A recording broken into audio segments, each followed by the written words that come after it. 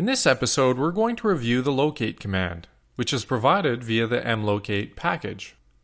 Let's take a look at the mlocate package information by running rpm query info mlocate. Mlocate is a helpful package for finding files by name. At its core are two executable utilities, locate and updatedb. Locate is used to find files, and updatedb usually runs in the background indexing the files on your system. Now that we know a little bit about the locate command, let's try it out. Let's say, for example, you're looking for all files in Etsy with yum in their name. Let's run locate yum. As you can see, this yields quite a bit of output. Let's pipe the output to grep and filter for Etsy. That's a little better, but you can always add additional filters, like so. It should be noted that you can do the filtering via the locate command itself, but I find piping the output to grep much easier. Now that we know a little bit about the mlocate package and the locate command, let's dig a little deeper. We're going to run rpm query list mlocate and pipe the output to grep again. This time I'm using an invert match that filters out files and users share. This is mostly to hide the man pages and make the output much cleaner.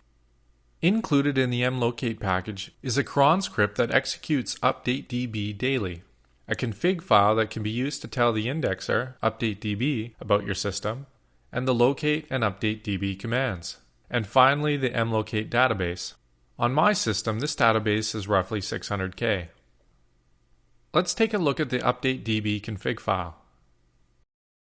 You can easily tune the updatedb indexer via the options in this file. I typically use the option PRUNEPATHS to enter anything that should be excluded. For example, let's say you have a large backup server, mail server, or a storage server which contains millions of files. With these types of servers, it's not uncommon for the mlocate database to grow very large. I'm talking about gigabytes in size. This not only puts additional load on your server, but also thrashes the cache. You'll definitely want to tweak this config file to exclude your storage. You can also disable the cron or remove the mlocate package entirely.